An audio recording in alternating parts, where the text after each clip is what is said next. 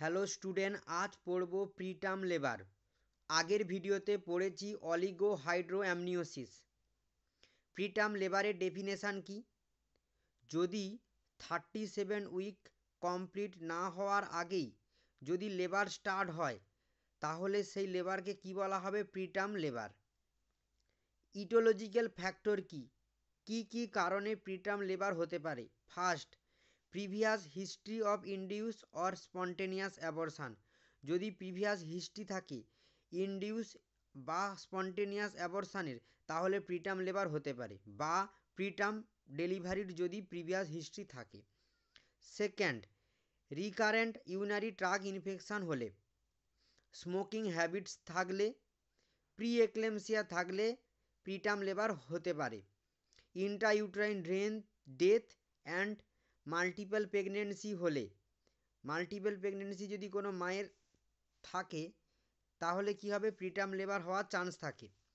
7 নম্বরে কি আছে? Medical or surgical illness of mother. মায়ের যদি মেডিকেল ও সার্জিক্যাল কোনো ইলনেস থাকে তাহলে প্রিটার্ম লেবারের চান্স থাকে। নেক্সট, ম্যানেজমেন্ট কিভাবে করব প্রিটার্ম লেবারের? ফার্স্ট, কর্টিকোস্টেরয়েড ড্রাগ প্রোভাইড করব। তারপর কি করব? মাকে ট্রান্সফার করব একটা ভালো সেটিং ইউনিটকে। কোন মাকে? যে মায়ের ইউট্রাসে ফিটাস আছে। নেক্সট, টোকোলাইটিক ড্রাগ দেব, অ্যান্টিবায়োটিক প্রোভাইড করব, কেয়ারফুল ইন্ট্রাপার্টাম মনিটরিং করব। আর 6 নম্বরে কি আছে? ভাজাইনাল ডেলিভারিকে প্রেফার করব, ভাজাইনাল ডেলিভারি করানোর জন্য।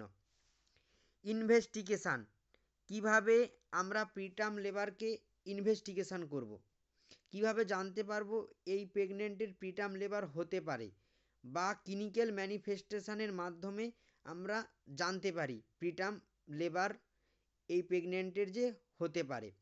কি আছে? ফুল ব্লাড কাউন্ট করে, ইউরিন অ্যানালাইসিসের মাধ্যমে, সার্ভাইকো ভাজাইনাল সোয়াব কালচার করে, আল্ট্রাসোনোগ্রাফিক করে। আর 5 নম্বরে কি আছে? Serum electrolytes and glucose level check করে ওই প্রেগনেন্ট লেডির চেক করার মাধ্যমে আমরা প্রিটার্ম লেবারকে শনাক্তকরণ করতে পারবো। আশা করি আজকের ভিডিওতে তোমরা প্রিটার্ম লেবারের ইনভেস্টিগেশান, ম্যানেজমেন্ট এবং তার ইটোলজিক্যাল ফ্যাক্টর এবং এই ইনভেস্টিগেশানের মধ্যেই ক্লিনিক্যাল ম্যানিফেস্টেশান কিছু আছে এবং তার ডেফিনেশান বুঝতে পেরেছ। ওকে, থ্যাংক ইউ সো মাচ।